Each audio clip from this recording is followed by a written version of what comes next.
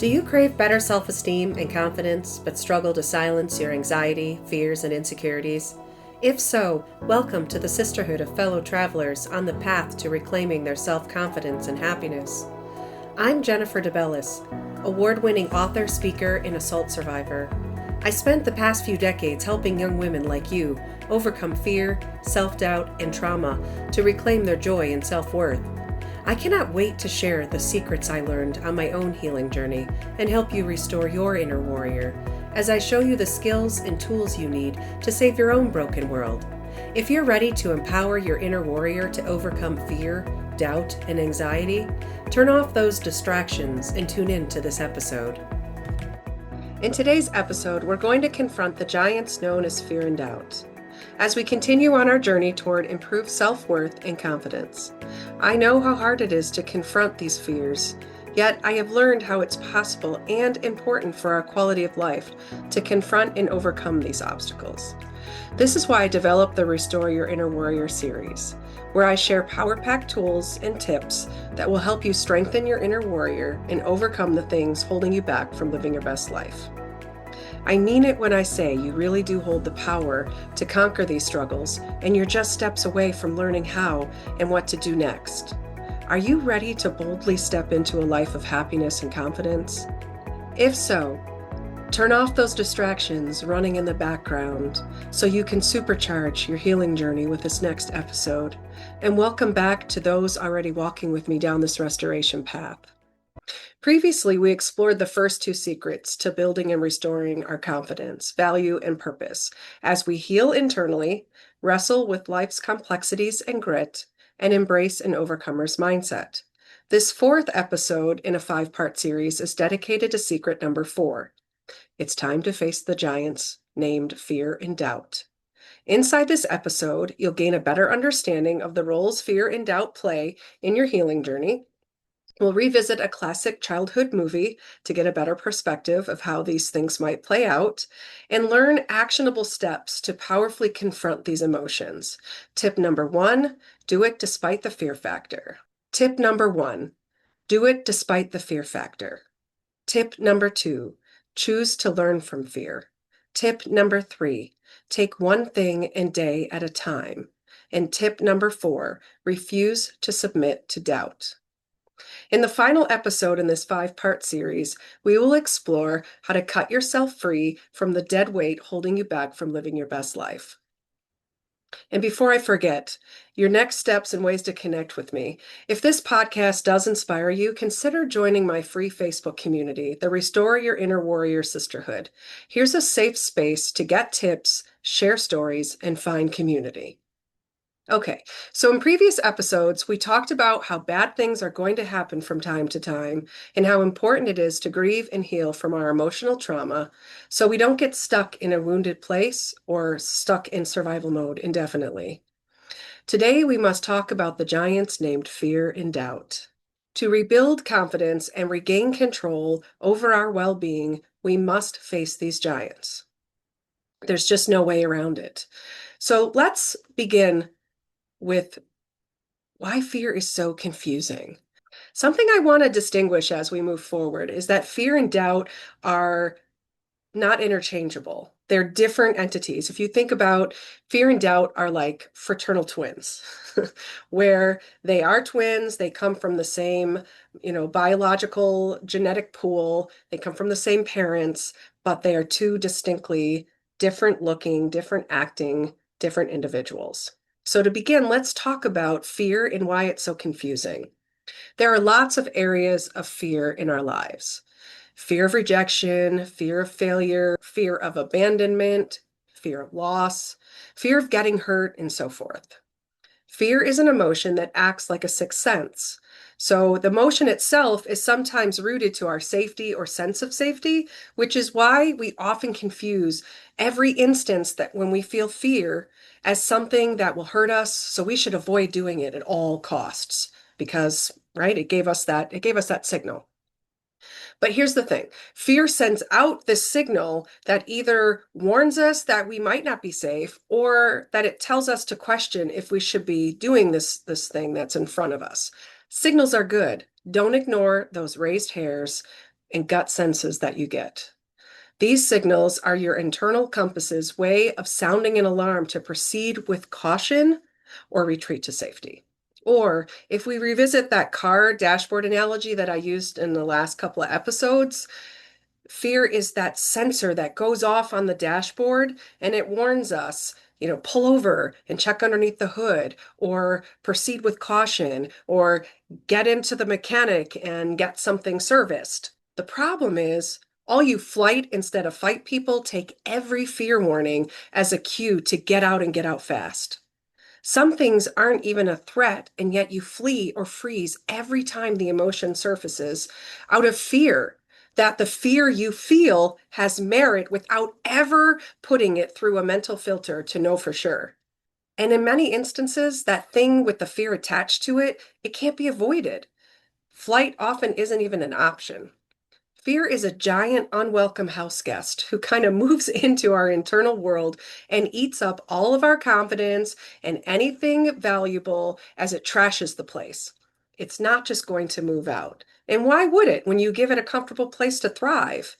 If allowed, fear will move in permanently and slowly suck the remaining life from you, your confidence, your self-worth, your purpose, and so forth.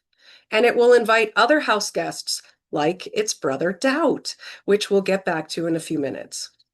Once fear does damage in your inner world, you must repair it unless you plan to live in a dilapidated space. So before we move on, I want to emphasize that you already hold the power to face and conquer fear, which kind of reminds me of a childhood story that maybe is from your childhood as well. You know the story, The Wizard of Oz, right? Well, Dorothy is on a quest to reclaim her confidence and discover her purpose. She doesn't quite understand that's what her journey is at the moment, but we, looking into her experience, we pick that up pretty quickly. With the aid of the magic ruby slippers, an eclectic cast of characters, she faces all sorts of fear that collectively begin to restore her confidence and self-worth. And she believes any progress that she makes is due to the power and the magic in the ruby slippers. The lesson she ultimately learns is that she is the one who holds all the power within and has had that power all along. She just needed to face each of these giant fears herself, with, of course, courage and the support and insights of the others that joined her along her journey. So Dorothy ultimately becomes the one who saves her own lost world. Even the Wizard of Oz doesn't have the power to do that. And in the end, she does recognize that she held that power all along, but she just didn't know how to do it or use it in her inner world. Dorothy ultimately becomes the one who saves her own lost world. And she held the power to do it all along, but didn't yet know how to use her inner warrior powers. I know it's scary and takes courage to face fear, no matter how small it might be, but it's necessary in order to build and rebuild our broken areas of confidence and value. You know that warrior heroism concept I keep mentioning? Well, heroines dare to do difficult and challenging things because they know they must push past the obstacles holding them back from what they want or need to accomplish. They may even tremble, flinch, cringe, take a step back or two, have to go back, regroup, come back at it again. But then, once they've done that mental regrouping and they get back to the necessary work before them, they realize that no one else is going to come and save and fix their broken world. So they know that they have to regroup and get back in there. My own Wizard of Oz story occurred during those first few weeks of recovery after my motorcycle accident I mentioned in previous episodes. Remember the list of fears that I mentioned? Those things I was afraid of? I feared I wouldn't grow new skin in time to wear my wedding dress. I feared the pain would never ease up. I feared I might never walk right again. I feared that I wasn't going to recover my high energy, thrill seeking lifestyle. I feared God had forsaken me because He didn't just give me the miracle healing I had been praying for. But for those of you who are faith people like I am, you know how those miracles go. They're exceptional occurrences rather than the norm. Instead of outright deliverance for my injuries, my prayers were met by guidance and resources and some tools that I needed in some rather unlikely forms. Where Dorothy receives help with her matters of heart, thinking, and courage through her interactions with Scarecrow, Tin Man, and Cowardly Lion, I received this help as I pushed through my growing list of fears and worked with therapists at Whirlpool treatment and physical therapy while reimagining how to still pull off my dream wedding and honeymoon, which let me just say, I pulled both of those off and I had new skin in time. Yet, as I navigated so many scary details and developments during this time, I had to really dig deep for courage to face my fears, and I had to dig even deeper for some of the answers I needed to restore myself and live my best life. I took one thing a day at a time. Rehabilitation had many setbacks and painful instances. I kept reminding myself, if God believed in me, I must be capable of doing some powerful and extraordinary things. My faith in this empowered me to take a step and another step and another step in the face of the fear and doubt. I just kept doing it. Years later, I look back at this and I wonder how I got through so much in such a short amount of time. When I shared this with a friend, I don't know, a couple of years ago, she said, if not for God. And that got me thinking. I replied, well, it's more like, if not for God telling me, you can do this, I believe in you. Then he left me to do the important work. He didn't do the work for me.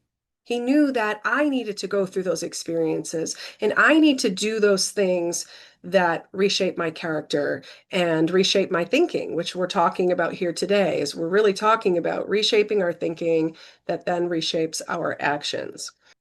And I learned to believe in myself during this time as I faced these fears and found ways to work around them to do what needed to get done.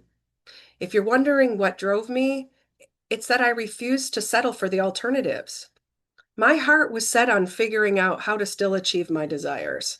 I didn't want to just resign to a life where my pain and limitations grew rather than diminished over time. I refused to accept my wedding might not happen, which was already postponed a year. While I wasn't entirely sure how my future would look, I did have hope that things would get better with the right care and attention.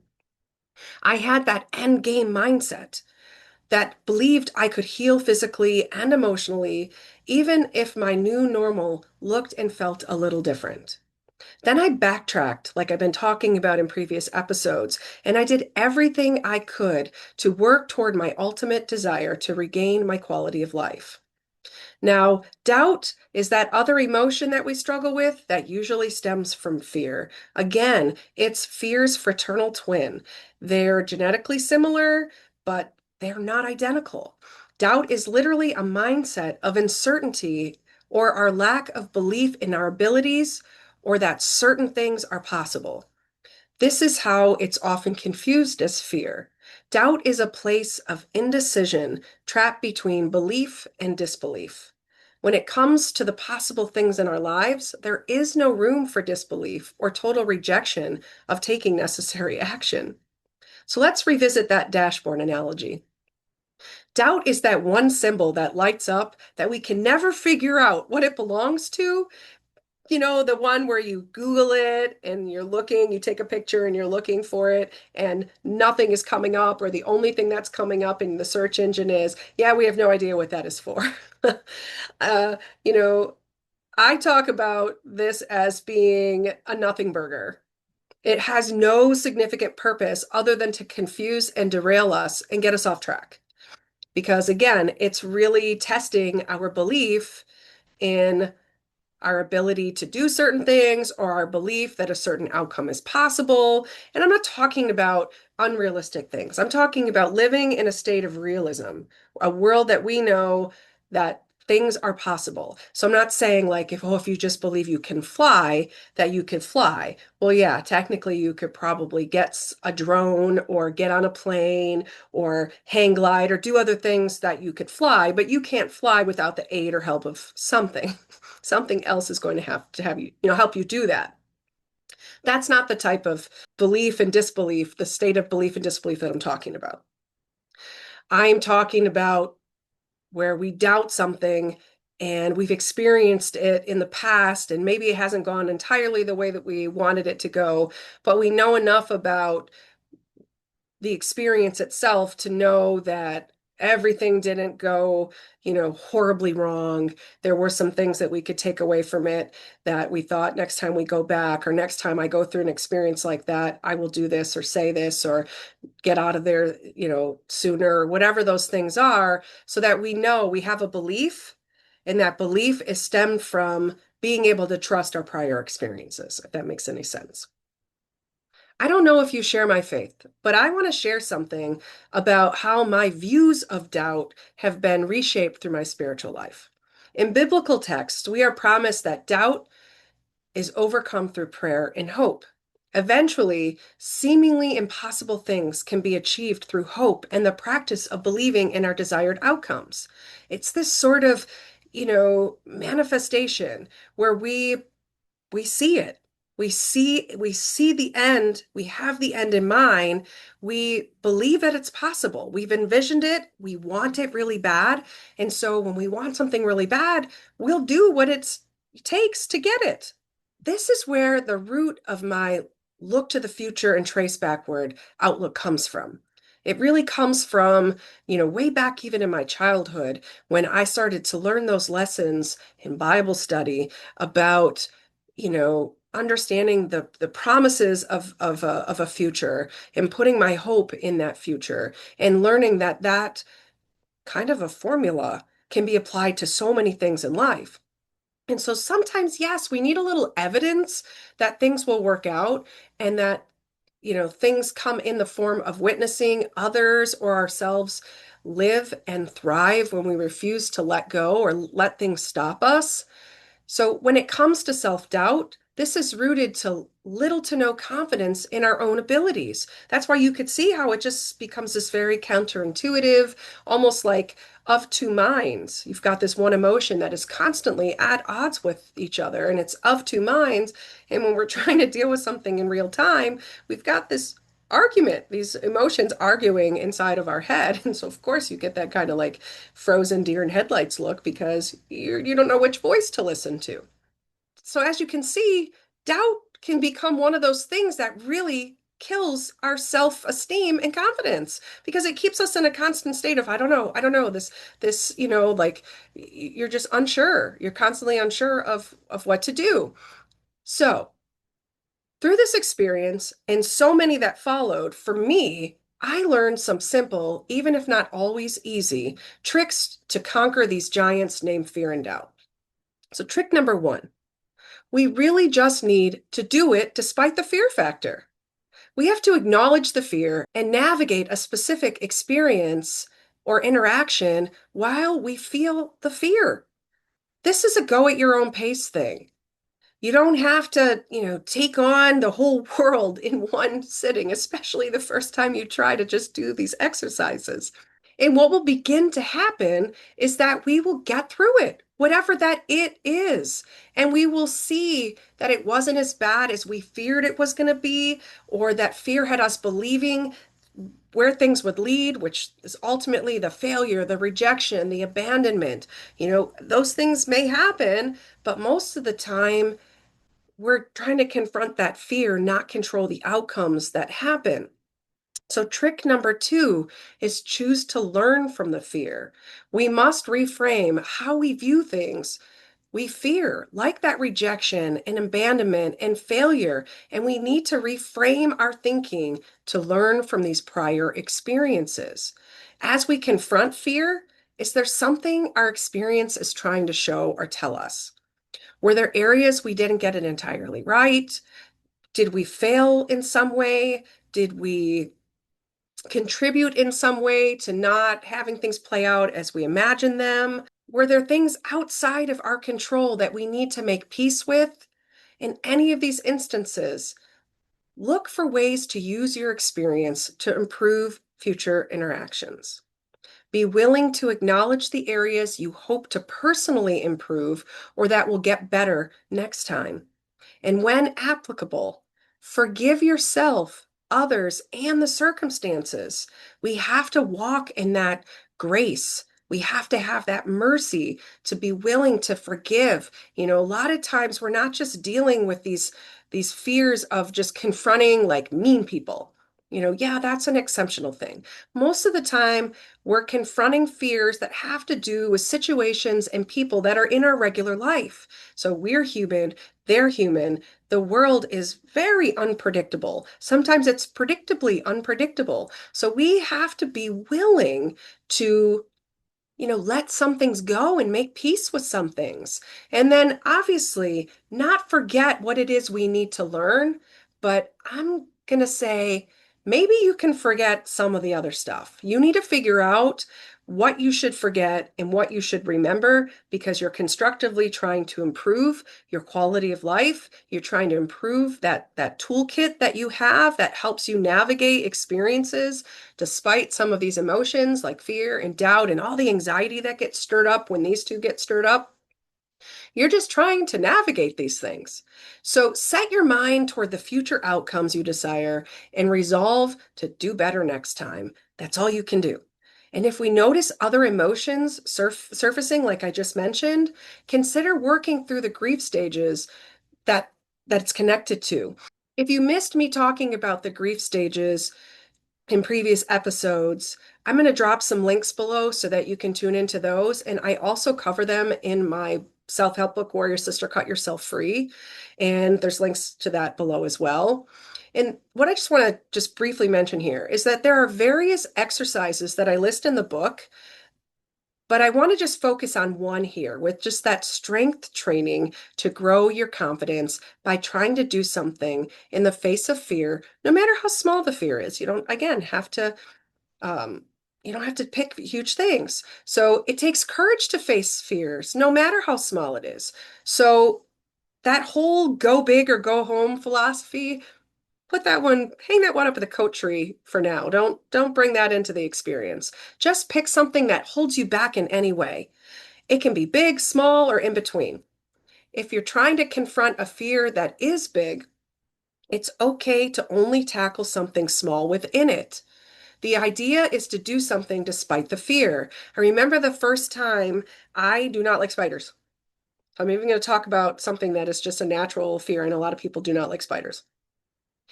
And I'm not saying you got to go and hold the spider and make friends with the spider. I don't know that I ever want to do that. I'm not going to lie.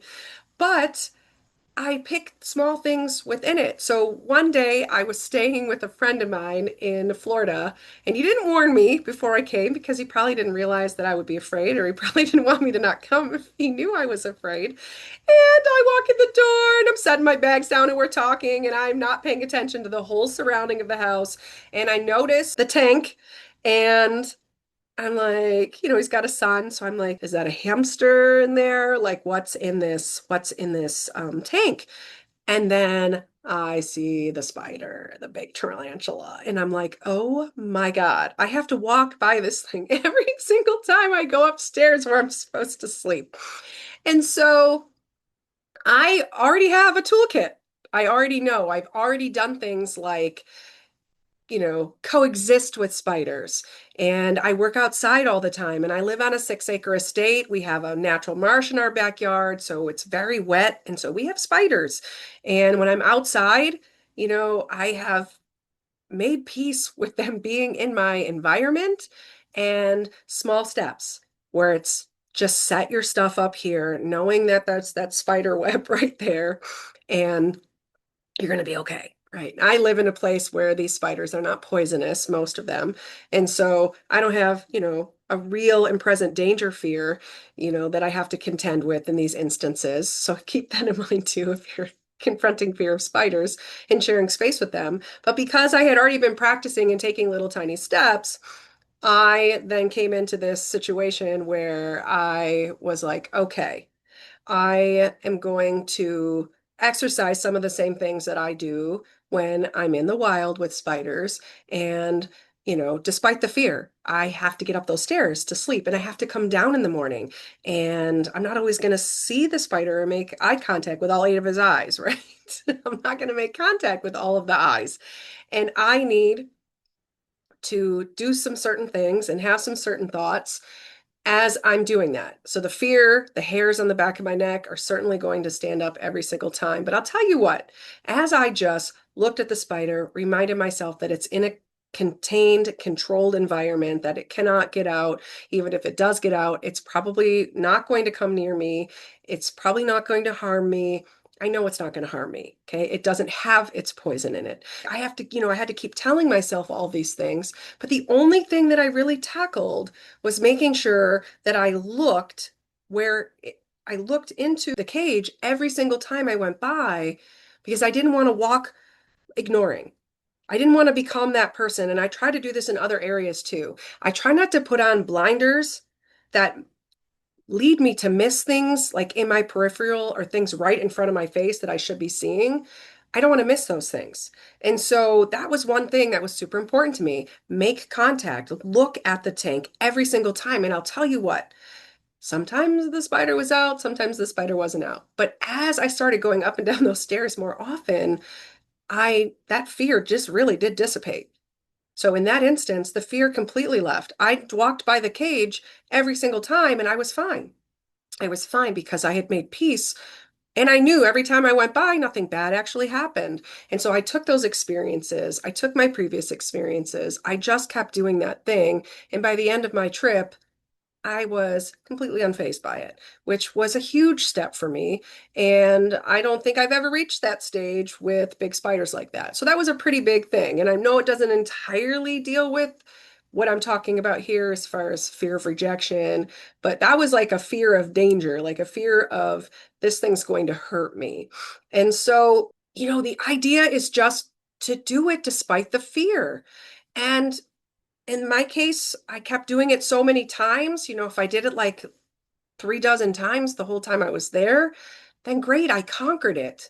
But if you're going to still, I mean, if you still get tripped up and you make small progress, smaller than you hoped for, remind yourself that you did a very courageous thing, no matter the outcome. And if you don't make all the progress you desire, keep coming back to the exercise with new knowledge that you gained from previous experiences. And sometimes it's not just the new knowledge, sometimes you have to go outside of that and look up new skills and new tools. At the end of the experience, the important thing is to come back and mentally regroup, meditate on how you navigated the fear, and note what you will do the same in the future and anything you plan to do differently. And again, be gracious and patient with yourself. You are a work in progress. That is the whole point. Not that you arrive at this place of perfection and you have no other areas to grow in. Trick number 3, take one thing and day at a time. Confronting and overcoming fear takes intentional time and attention along with training. It's not a sprint, it's a long distance sport. Think of it like a marathon or maybe one of those, you know, Ironman type of things. What are they, 50, 100 miles? I don't know. I have a crazy friend who does them, and I can't even get through a marathon yet, but I know I'm going to do one day. You have a whole lifetime to confront fear and doubt in real time and on your own terms. This is why it's important to do that strength training that makes you stronger and better prepared for those real time instances. So, what I mean by that, let me back up a second. Sometimes you are in the real time where you didn't say, oh, let me just try something in the face of fear. You are placed in something in real time, and boom, the fear arises in the middle. You didn't plan for it. Nobody gave you a trigger warning at the beginning of it. And newsflash, life doesn't come with trigger warnings. So nobody gave you a trigger warning. You're there, you're in the middle of it. You can't escape it. You can't not go through whatever you have to go through. That's what I'm talking about. That's one way. So then you hopefully have skills and you have things to do. But then there's this other thing that I talk about in the 30-day restoration journey at the back of Warrior Sister Cut Yourself Free, which it talks about fear. It confronts fear one of the days every week. So this is that exercise that you're intentionally picking something that you hope to strength train. You hope to get better at dealing and navigating with this particular emotion and its connection to fear. And so that's the other one where you're there's going to be times where it's a real-time instance, and now you just got to act and you got to draw upon all that knowledge and skills and everything you've learned from previous experiences. And then there's those times where you're setting yourself up, where you're like, okay, I am going to intentionally try to do this. Like, I am going to intentionally walk up to a new person in this particular event or environment and just start a conversation. That's a step. Even though I'm afraid of rejection and I feel like everywhere I go, nobody cares about talking to me and all those other things, you're going to do that. And I talk in great detail about how I treat that like a science experiment in my first episode in this series. But I'm not going to get back into that right now. But just to say that sometimes you have the real time, and then sometimes you're going to set yourself up to practice. It's like a practice run. And those are the types of things that I try to set up in that it's day 5 of each week, that confront a fear. And that's where you pick something that you're going to try. And you can try it. There's so many ways you can try it. You can try it by journaling. You can try it by picking one small thing to try. And, I'm thinking of a story that kind of relates to this when I keep saying, like, just pick one thing within it. Because what happens is if you try to pick too many things at the same time, you can't master all of those things at once. And you can only really focus on maybe one or two things. You know, that idea that, oh, I'm a really good multitasker. Okay, but let's talk about multitasking. You only have 100% attention. So when you start with 100% attention and then you introduce things, I'm at 90% attention here and I'm at 10% just looking to see what that notification was that came through. And then you start to shift it. Maybe I'm looking at this more, and now all of a sudden I'm 100% on this, and I'm 0% on the other thing that I was doing just now. And that fluctuates. And maybe you're going like kind of 50-50. And so, that's when you're like in an interaction with someone else. You really can't give two things 100% of your attention. The same is true when you're trying to do multiple things and you're trying to make changes to what you just normally go through without thinking about the motions. You just, right, you would just go through the motions in a lot of ways. So now you're coming to something and you're saying, oh, I have to make these 4 different corrections, but I can't focus on all 4 of those. So this happened to me one time, and this has been such a good metaphor that happened in a literal situation for me that I'm going to share with you right now. So I'm a runner, and years ago, one of the running stores where I get my shoes, and I used to do running club with them, they had the people from Brooks coming in, and they were giving away discounts, giving away free shoes. That gets you in there, right? And what they were doing is they were collecting data from all these people who were willing to come up there at a shot for getting the discount, at a shot for getting the shoes. And they had their computer system hooked up to the treadmill, and then they hooked up these electrodes on you. I don't remember exactly how they were, but they hooked us up to something. They were just checking maybe our heart rate, and I'm not sure entirely. I don't remember, but it doesn't matter. So this guy goes before me, and they were just putting the treadmill on, pulling the key off, and then putting the key back on. So he goes before me. He's like 6'3", much better shape than I am. And he's a dude who just has legs that are twice the length of my legs. So he's on the treadmill before I am. I'm not really paying attention to how this treadmill thing is going. So now the rep turns and is like, hey, would you like to hop on? And I'm like, absolutely. So I get on the treadmill and I get all hooked up. They put the key back on and it immediately goes up to, he was running at about a 7.2, which I used to be a sprinter, but you don't just start out that fast, especially, again, this guy's I'm 5'6", just to put it in perspective. He was a lot taller than I am. And younger. He was younger than I am too. And so I get on the treadmill and now I'm sprinting right away. So now I'm having to open my stride up more and I'm dying right away. My heart rate goes through the roof pretty quickly. I have to run for 2 minutes like this. I'm trying to turn it down and I'm kind of embarrassed, and it is what it is. So I get through it. I finally hop off the treadmill. I'm out of breath. I tried to do my best. At least I know enough about running to have tried to get what I could get out of the testing that they were running, because what they were trying to get us to do was make sure we were in the right shoes, because they had several different shoes there. So they wanted to make sure, how do we pronate? So they were recording us. They were actually looking at how, what our stride looked like. Do our feet roll out, roll in, whatever. There was a bunch of things that they were looking at. So now the guy comes back to me, and some of the advice he was giving me really couldn't be even applicable because I had to run like a maniac once that thing got plugged back in. And that really wasn't how I run long distance. That was how I, work up to a sprint. And so he gives me all these pointers. He's like, okay, he's like, you're in the right shoes. And he says, work on slowing down your stride.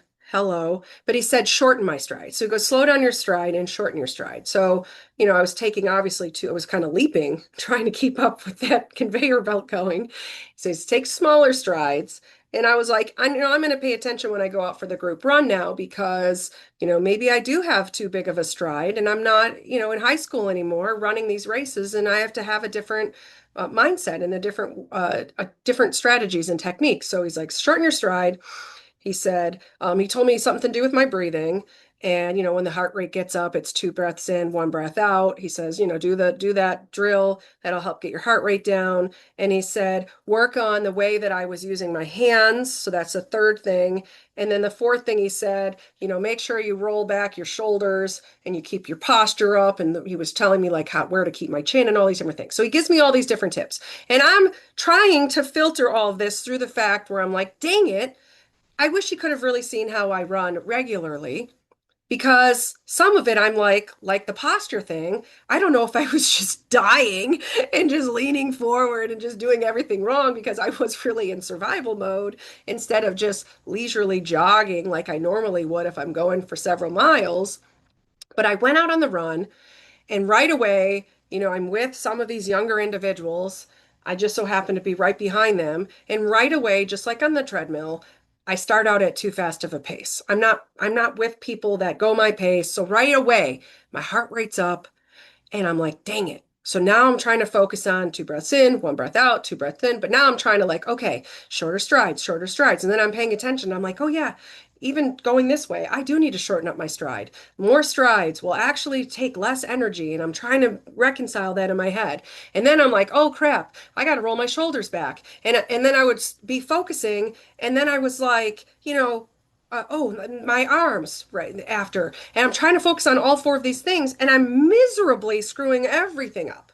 And then I'm having to stop, walk it out, and I'm getting mad at myself, and I'm so frustrated. And if any of you are athletic, you know that if you get frustrated, the whole thing's going to suck. There's hardly ever the chance that you're just going to rebound it back and you're going to salvage it. It's overshadowed. It's overshadowed by how you're just irritated.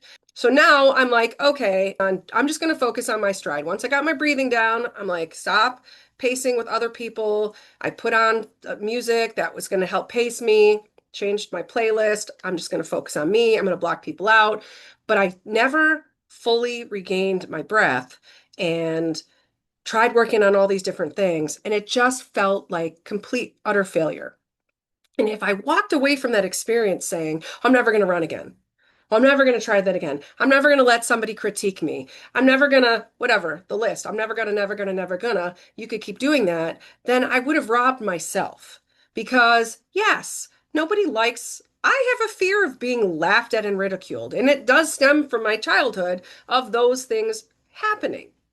And I don't know that you necessarily overcome that, you just navigate the fear, just like kind of how we're talking about here. So I do things, and in the back of my head, I am trying to make sure like I don't do something, intentionally stupid that makes people laugh at my expense. So that is, maybe you're going to call that a trauma trigger or a trauma. That's fine. It exists and I navigate it. And I don't allow the fear to keep me from going into these new settings or being around people who may judge me or may think they're better than I am, and all that pressure that we go, that I don't measure up, whatever. I had to say, I don't care.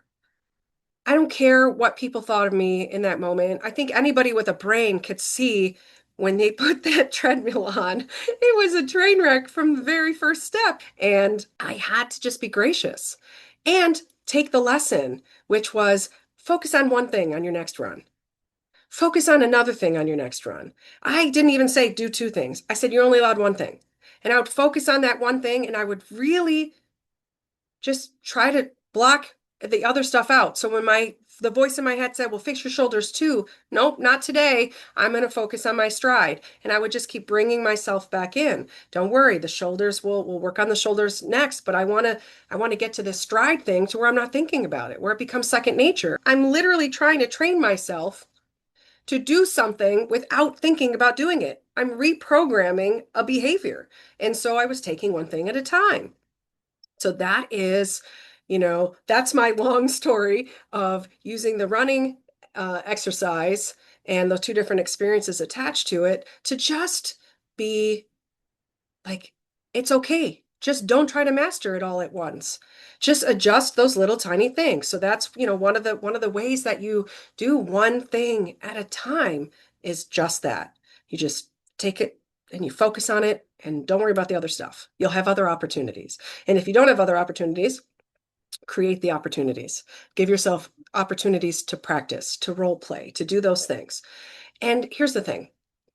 I know I sometimes I get messages from people, or if they're reviewing my book, or I've just talked to them after a speaking engagement, or they write to me after an engagement, after meeting them, and they say, well, you didn't talk about this and you didn't talk about that. And there's clinical cases and there's this, and that could be confusing and that could be misleading to someone. Look, we're talking about self-help strategies here in this podcast. I'm talking about self-help strategies in the books that I'm talking about, the other resources that I point you toward. Sometimes you're going to need to get outside help when you're trying to confront these giants named fear and doubt. And if things start to feel like they're more than you can handle, you have to be willing to tell yourself it's time to bring in outside help.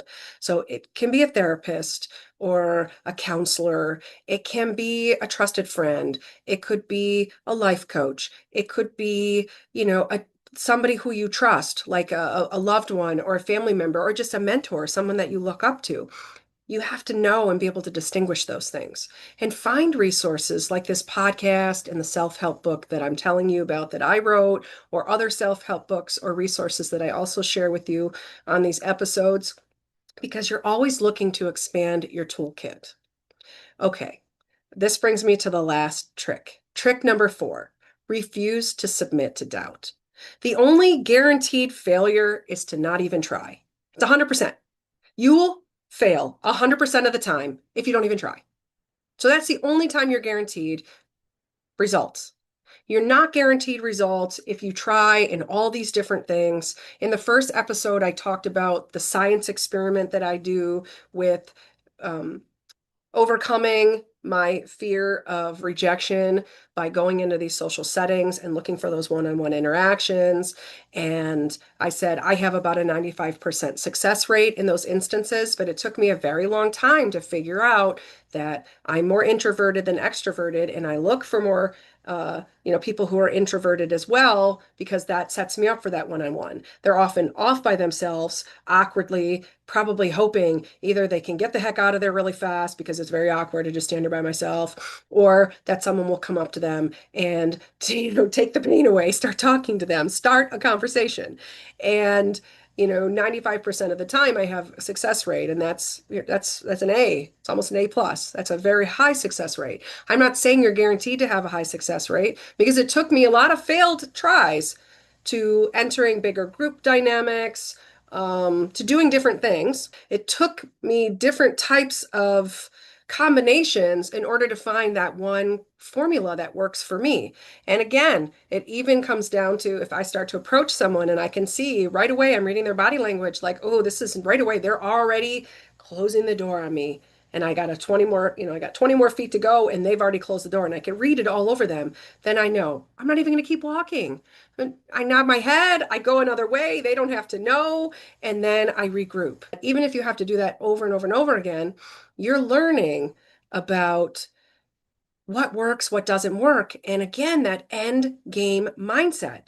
If you are longing for that personal connection with other people, and you say, that's my desired outcome, that I'm going to meet new people, or that I'm going to talk to people, that I'm going to be confident, that I'm going to enjoy functions. Like, you don't always have to connect and be best friends outside of every single event. I cannot tell you how many times I give my information to people, I never hear from them again.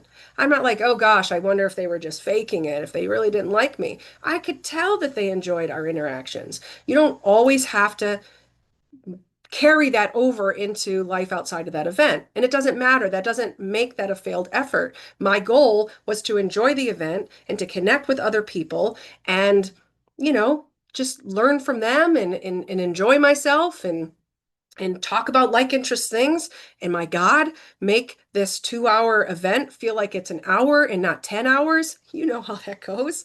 So I want to enjoy things. I want to enjoy people. And I want to be accepted in those environments. And so I have to figure out what is that acceptance going to look like? And I have to learn through trial and error. What is it going to look like? What am I going to do to initiate that type of stuff? So I have to be willing to sometimes take the first step, or, you don't always have to be the initiator. Just have a plan for when someone else approaches you, if that's your end game.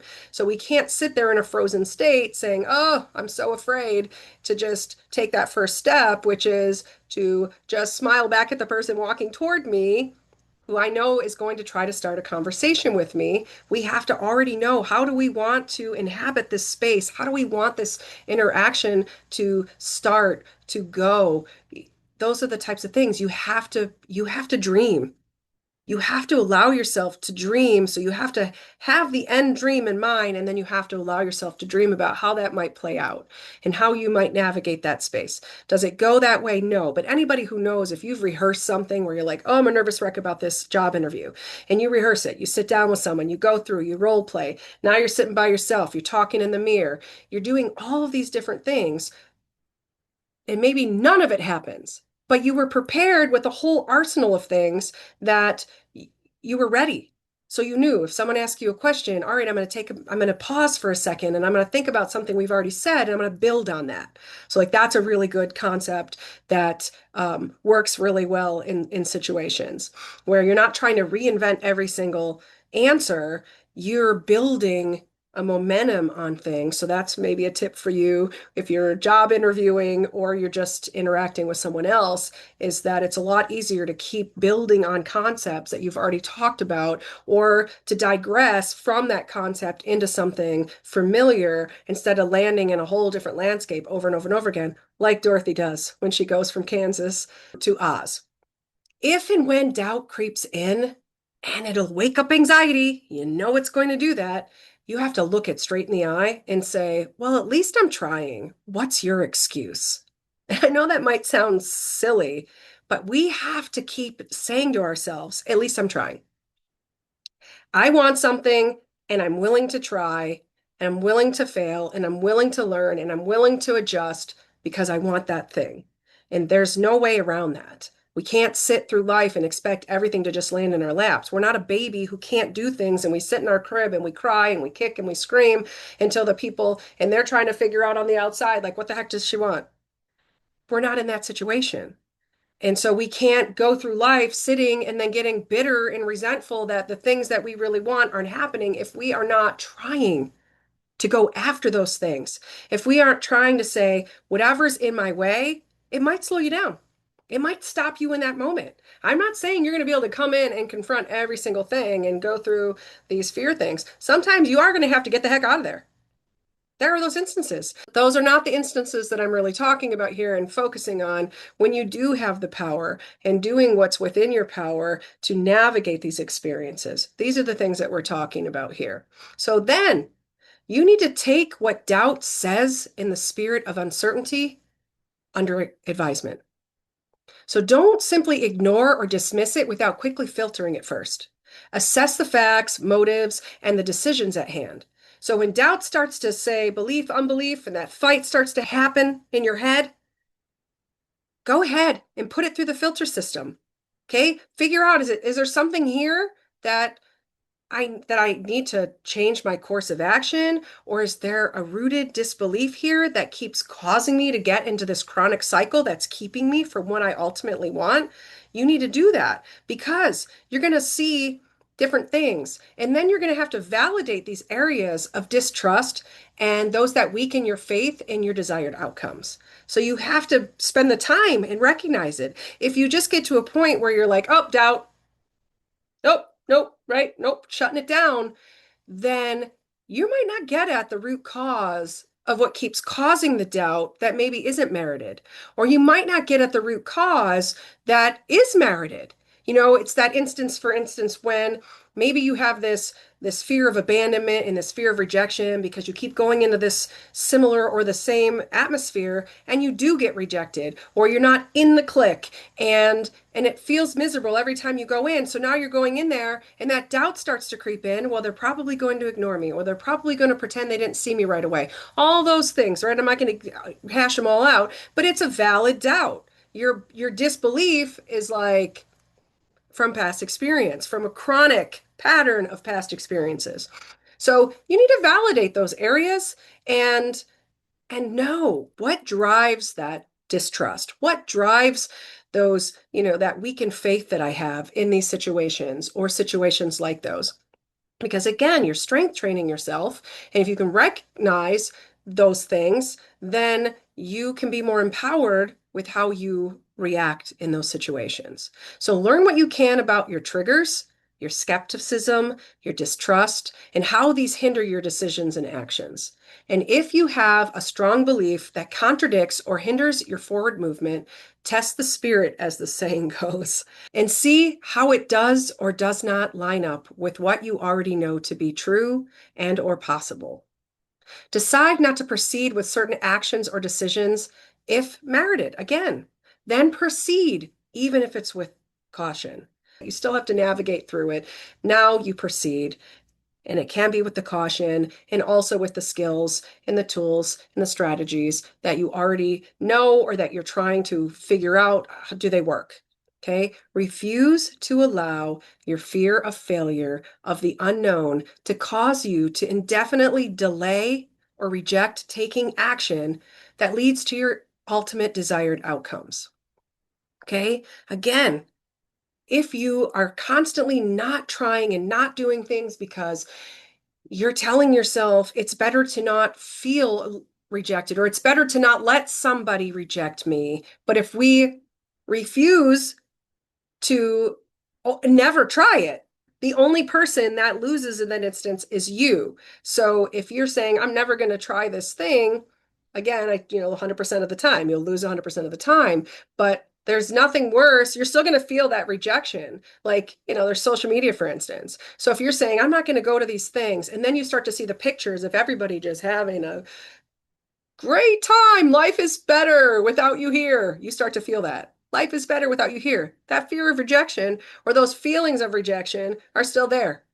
So you're still going to experience that emotion of rejection or not being accepted, even when you choose not to ever enter into those things. In instances where you get to see or you hear, oh my God, it was the best event, you missed it. And you're like, right? That same emotion will surface a lot of times, whether you actually go into the situations and the outcomes don't play out exactly how you wanted them to, or at all how you wanted them to, or you don't go. They're gonna play out that way. Over time, you will learn that your boldness and confidence in the face of fear and doubt actually empower and encourage you. All the strength training you do works to restore your inner warrior and helps you grow in your power and confidence as you work through negative emotions and emerge empowered with stronger beliefs and courageous actions that beat fear and doubt. I promise, when you do this necessary work, one day these giants won't seem so big and scary. There might be a day that they visit you in the future and you'll think, oh, those little things, and then you lift your foot and you squash them like a bug underneath your foot. Well, girl, I hope you enjoyed today's episode. If so, don't forget to follow my channel and share it with girlfriends who also want to restore their self-worth and confidence. Also, If this podcast inspired you, consider leaving a 5-star written review on Apple Podcasts. And as you go through your day, may your empowered spirit, heart, and mind guide you. Catch new episodes every Tuesday and Friday. Ciao.